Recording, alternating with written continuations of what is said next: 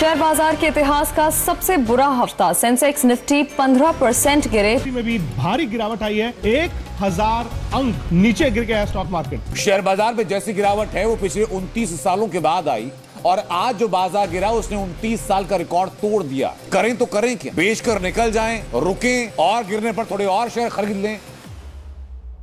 अगर आपने stock market में कुछ ही महीनों पहले अपनी इन्वेस्टमेंट शुरू की है तो आपका दर्द मैं समझ सकता हूँ। लास्ट 6 महीनों में इंडियन स्टॉक मार्केट 16% से ज़्यादा गिर चुका है और ये गिरावट अभी भी कंटिन्यू है। और जिन नए इन्वेस्टर्स ने मार्केट में कोविड के बाद ट्रेडिंग या इन्वेस्टिंग शुरू की थी वो भी बहुत ही पैनिक मोड में है, क्योंकि उन्होंने क्रैश या करेक्शन कभी देखा ही नहीं। जब कोविड के बाद मार्केट ऊपर जा रहा था तो उन्हें लगा कि मार्केट सिर्फ ऊपर ही जाता है, वो कभी नीचे नहीं जाता है। और अभी जब अचानक से मार्केट नीचे जा रहा है तो सबको यही लग रहा है कि मार्केट सिर्फ नीचे ही जाता है, वो कभी ऊपर ही नहीं आता। अपनी इसी थिंकिंग के साथ बहुत सारे लोग अपना पैसा मार्केट से पूरी तरह से निकाल रहे हैं और एफडी की तरफ जा रहे हैं। जो लोग मार्केट को भगवान मानते थे वो अब मार्केट को छोड़कर कम्प्लीटली उससे दूर जा रहे हैं, क्योंकि लोगों को लग रहा है कि मार्केट कम्प्लीटली अब खत्म होने वाला है और यहाँ पर जल्दी रिकवरी नहीं होने वाली। पर क्या ये सच है? तो इसे ढूंढने का भी एक तरीका है जो पीटर लिंच ने बहुत पहले 1991 के अपने स्पीच में बताया था। One of the most successful fund manager Peter lynch कहते हैं कि अगर आपको स्टॉक मार्केट में इन्वेस्ट करना है ना तो आपको हिस्ट्री बहुत अच्छे से समझनी चाहिए। और हिस्ट्री हमें ये बताती है कि पिछले जो उनका डेटा था थोड़ा पुराना था कि पिछले 93 ईयर्स में 50 डाउनफॉल्स मार्केट में आए हैं जहाँ पर मार्केट 10% से गिरा था। यानी लगभग 2 साल में एक बार ऐसी सिचुएशन आई जहाँ पर मार्केट 10% से गिरा है। और इन 50 में से 15 बार मार्केट 20% से भी ज़्यादा गिर गया, जिसे हम बेयर मार्केट कहते हैं। यानी ऑन एन एवरेज हर 6 साल में एक बेयर मार्केट लोगों को देखने मिला। तो उनका ये कहना है कि अगर आप इस फॉल के लिए तैयार नहीं हैं तो आपको मार्केट में बिल्कुल भी इन्वेस्ट नहीं करना चाहिए।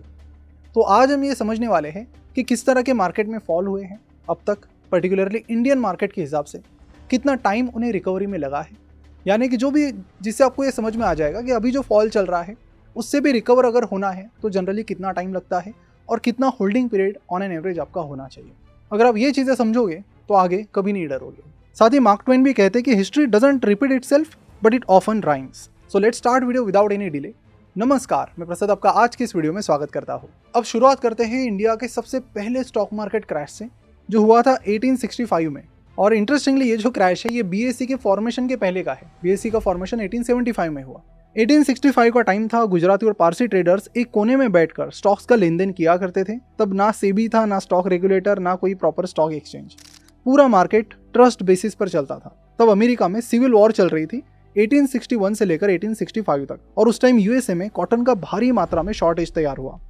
इंडिया के कॉटन एक्सपोर्टर्स के लिए एक बहुत बड़ी अपॉर्चुनिटी थी, आप गोल्डन अपॉर्चुनिटी से कह सकते हो। कॉटन के रेट्स बहुत तेजी से ऊपर जा रहे थे और जो कॉटन कंपनीज थी उनके भी स्टॉक्स की प्राइसेस बहुत तेजी से ऊपर जा रही थी। तो जो भी कॉटन बेच रहा था तो कॉटन बेचकर आए हुए पैसों से वो कॉटन स्टॉक्स में इन्वेस्ट कर रहा था, क्योंकि वहां पर स्टॉक प्राइसेस बहुत तेजी से बढ़ रही थी। तो उस टाइम पे स्टॉक मार्केट की अपने आप में कोई बड़ी हिस्ट्री नहीं थी इंडिया में। वो लोगों के लिए नया था, लोग भी नए थे और लोगों को ये लगता था कि स्टॉक मार्केट अगर है तो ये सिर्फ ऊपर ही जाता है, नीचे तो इसको पता ही नहीं है। लोगों ने वो सोचा ही नहीं था। दे वर प्योरली ऑप्टिमिस्टिक। और फिर कहानी में आ गया एक ट्विस्ट। 1865 में सिविल वॉर खत्म होने के बाद और फिर यूएसए में लोगों ने अपना कॉटन उगाना शुरू किया, जिसके बाद इंडियन कॉटन की वहाँ पर जो डिमांड थी वो कम हुई। कॉटन का जो इंपोर्ट यूएसए कर रही थी वो काफ़ी कम हुआ। तो इंडिया से ज़्यादा कॉटन वहाँ पर जा नहीं रहा था, अच्छा भाव भी नहीं मिल रहा था, जिसके चलते कॉटन फार्मर्स प्रॉब्लम में आए, जिसके चलते कॉटन के वो स्टॉक्स प्रॉब्लम में आए जो बहुत तेज़ी से बढ़ रहे थे। और वहाँ पे एक बड़ा क्रैश देखने मिला। और ये क्रैश कोई आम क्रैश नहीं था। Shares of Back Bay reclamation ये कंपनी थी, इसके शेयर्स 50,000 रुपीज़ से 96% गिरकर 2,000 रुपीज़ पर आ गए। बैंक ऑफ बॉम्बे के शेयर्स 2850 रुपीज़ से गिरकर सिर्फ 87 रुपीज़ पर आ गए। उस टाइम के बहुत सारे बड़े बड़े मर्चेंट्स जैसे कि बहराम जी कामा तो बैंकरप्ट हो गए। सिटी की पॉपुलेशन 21% से डिक्रीज हो गई क्योंकि बहुत सारी कंपनीज ही बंद हो गई। तो ये था इंडिया का पहला क्रैश बीएसई की शुरुआत होने से पहले का। फिर 10 साल बाद यानी 1875 में बीएसई की शुरुआत हुई। दलाल स्ट्रीट जहां पर आज का बॉम्बे स्टॉक एक्सचेंज खड़ा है वो अब सिर्फ फुटपाथ ट्रेडर्स का अड्डा नहीं था, बल्कि एशिया का सबसे पहला ऑफिशियल स्टॉक एक्सचेंज बन गया।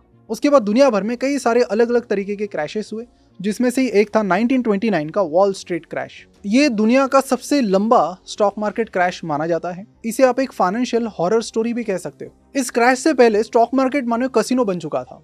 लोग यहाँ पर अपना दाव लगा रहे थे बिना सोचे समझे, बिना स्टॉक मार्केट और उसके पीछे की कंपनीज को समझे। स्पेकुलेशन अपने पीक पर थी और सबको लग रहा था कि मार्केट कभी नहीं गिरेगा, लेकिन हर बबल का एक पॉप होता है और जैसे ये बबल फूटा डाउ जोन्स 89% से गिर गया।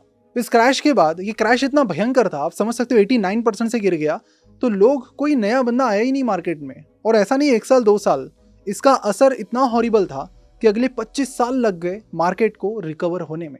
ये दुनिया भर की सबसे लंबी रिकवरी मानी जाती है और जिन लोगों ने इस दौरान स्टॉक मार्केट को समझा है, जो इस आप देख सकते हो यूएस में बहुत सारे बड़े बड़े इन्वेस्टर्स हैं ना, वो इसी टाइम पीरियड में पैदा हुए थे, तो उन्होंने देखा था कि स्टॉक मार्केट में डाउन साइड में क्या होता है, इसलिए वहाँ से उन्होंने रिस्क मैनेजमेंट सीखा और आज वो कुछ अलग कर बैठे हैं उसी स्टॉक मार्केट में जिसने रिकवर होने में 25 साल लगाए थे। इनफैक्ट बेंजामिन ग्राहम, जो कि वॉरेन बफेट के गुरु हैं, उनकी पहली किताब इसी ग्रेट डिप्रेशन में आई थी और दूसरी किताब भी जब रिकवरी हो रही थी तब आई थी। दूसरी किताब का नाम आप सभी को पता होगा, द इंटेलिजेंट इन्वेस्टर, जिसे स्टॉक मार्केट की बाइबल भी कहा जाता है। अब आप सोच रहे होंगे कि आप इतना डरा क्यों रहे हैं, तो इसमें देखिए एक अच्छी बात भी है। जैसे आप हिस्ट्री में जाएंगे आपको पता चलेगा कि इस क्रैश के बाद, इसके बाद जितने भी क्रैशेस आई उसमें जो रिकवरी टाइम था वो धीरे धीरे कम होता चला गया।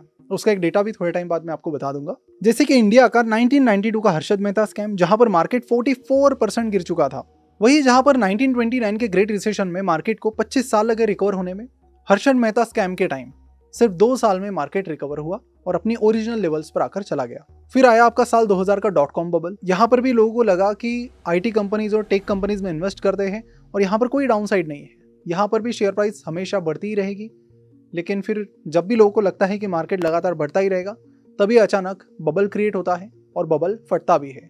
वैसा ही ये बबल फट गया और एक 4014 एरर आ गया।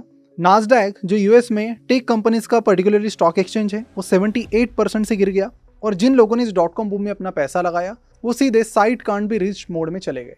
जहां पर यूएस में नास्डैक को रिकवर होने में लगभग 6 साल लगे, वहीं पर इंडिया में अगर सेंसेक्स की बात करें तो 6000 से सीधा 3000 तक गिर चुका था, वो 3-3.5 साल में ही रिकवर हो गया। फिर आया 2008 का सब प्राइम मॉर्गेज क्राइसिस, जहां से शेयर मार्केट बहुत तेजी से गिरने लगा। 2007-8 से सेंसेक्स जो 20,000 तक पहुंच गया था 2008 में, वो सीधा 9,716 तक क्रैश हुआ, यानी आधे से भी कम हुआ। फिर उसके बाद 2 साल लगे सेंसेक्स को सेम उसी लेवल पर आने में। फिर आया 2015, जहां पर इंडियन मार्केट 25% गिर गया। कारण क्या था? हुआ यह था कि उस टाइम चाइना ने अपनी करेंसी को डीवैल्यू किया था, जिसके कारण पूरी ग्लोबल इकोनॉमी हिल गई थी। हर एक कंट्री के स्टॉक मार्केट्स गिरने लगे और इंडिया का स्टॉक मार्केट भी उसमें से एक था। फिर 2015 के बाद 2016 आया और 16 में भी ये क्रैश लगातार चलता रहा। बैंक्स के एनपीएस बढ़ते जा रहे थे, चाइना में स्लोडाउन चल रहा था, क्रूड ऑयल की प्राइसेस लगातार बढ़ती जा रही थी और इसी बीच 8 नवंबर 2016 को इंडिया में डीमोनेटाइजेशन का अनाउंसमेंट हुआ और फिर अगले ही दिन सेंसेक्स 1689 पॉइंट से गिर गया। फिर उसके ऊपर यूएस के इलेक्शंस की वजह से अनसर्टेनिटी, रुपये की वीकनेस और इन सारी वजह से मार्केट लगातार नीचे ही रहा। लेकिन यहाँ पर जितने तेजी से मार्केट नीचे चला गया, उतनी ही तेजी से वो 2017 में ऊपर भी आया। तो यहाँ पर हार्डली 1 साल में ही आपको पूरी की पूरी रिकवरी देखने मिली। उसके बाद 2020 का क्रैश, जो कौन भूल सकता है, और अचानक से कोरोना की न्यूज़ आने लगी, मार्केट गिरने लगा और इतना गिरा कि सीधे सेंसेक्स निफ्टी में हमें लोअर सर्किट देखने मिला। मैं पहली बार बड़े बड़े इंडाइसेस में लोअर सर्किट लगते हुए लगातार देख रहा था। ये क्रैश इतना भयंकर था कि आप देख सकते हो कि बड़ी बड़ी कंपनीज भी 50-60% से डाउन चली गई थी। लेकिन अच्छी बात यहाँ पर यह थी कि रिकवरी टाइम यहाँ पर और कम हो गया। मात्र 6 महीने में पूरा का पूरा मार्केट रिकवर हो गया और उसके बाद तो ऐसी उसने छलांग लगाई कि पीछे मुड़कर ही नहीं देखा। और उसके बाद 2022 आया, जहां पर सेंसेक्स निफ्टी ने 0 रिटर्न्स दिए, लेकिन वो गिरा नहीं। 2024 में थोड़ा बहुत गिरा, लेकिन फाइनली अभी सितंबर 2024 से मार्केट में एक बड़ी गिरावट देखने मिली। शुरुआत में लगा कि ये 10-15% का रहेगा, लेकिन मिड कैप और स्मॉल कैप इंडाइसेस अभी 20% से भी ज़्यादा डाउन है और मार्केट फॉल अभी भी चल रहा है। इस टेबल में आप देख सकते हो कि किस किस तरीके के क्रैशेस यहाँ पर हुए इंडिया में और कितना रिकवरी टाइम उनमें लगा है। तो रिसेंट टाइम में देखें तो .com बबल एक ऐसा था जिसे अच्छा खासा टाइम लगा रिकवर होने में। बाकी सारे क्रैशेस थे वो बहुत जल्दी रिकवर हो गए और पर्टिकुलरली अगर पिछले 10-15 साल की बात करें तो 6-8 महीने में ही जो क्रैशेस हैं वो रिकवर होने लगे। यानी जैसे जैसे हम आगे बढ़ रहे हैं, क्रैश रिकवरी होने का टाइम बहुत कम होता जा रहा है, जो कि एक अच्छी बात है। तो इसीलिए पीटर लिंच कहते हैं कि हिस्ट्री को आप समझो। और हाँ, एक चीज़ पर आप ध्यान देना, आप ये सेंसेक्स का ही ग्राफ देख लीजिए। यहाँ पर 1992 का जो बॉटम है, उसके बाद .com बबल का बॉटम है, 2008 का बॉटम है, उसके बाद 2015-16 का बॉटम है, उसके बाद 2020 का बॉटम है और अभी करंटली जो बॉटम चल रहा है, हर बॉटम पिछले बॉटम से ऊपर ही है। यानी ओवरऑल जो प्रोग्रेशन है वो ऐसा है, ऊपर ही है, बट वही है कि मार्केट ऊपर जाता है तो थोड़ा नीचे आता है, फिर ऊपर जाता है, सीधी लाइन की तरह कभी ऊपर नहीं जाता है। तो अगर आपकी इकोनॉमी बढ़ रही है, आपके बिजनेसेस बढ़ रहे हैं, कंपनीज बहुत प्रोग्रेस कर रही है, तो मार्केट को भी लॉन्ग टर्म में बढ़ना ही पड़ेगा। बट शॉर्ट टर्म में इस तरह के क्रैशेस आपको देखने मिल सकते हैं। और जैसे कि पीटर लिंच कहते हैं कि 2 साल में 10% का क्रैश ऑन एन एवरेज और 6 साल में 20% का क्रैश, इसकी आपको आदत लगा लेनी चाहिए। लेकिन ये भी चीज़ याद रखना कि नेक्स्ट टाइम जो बॉटम लगेगा वो आज के बॉटम से ऊपर ही रहेगा। तो सिर्फ हाइप पर इन्वेस्ट मत करो, कंपनी का प्रॉपर फंडामेंटल एनालिसिस करो और सही वैल्यूएशन पर, सबसे इंपॉर्टेंट सही वैल्यूएशन पर उस कंपनी में इन्वेस्ट करो। नहीं तो स्टॉक मार्केट आपके पैसों को कंट्रोल अल्ट डिलीट दबाकर परमानेंटली डिलीट कर सकता है।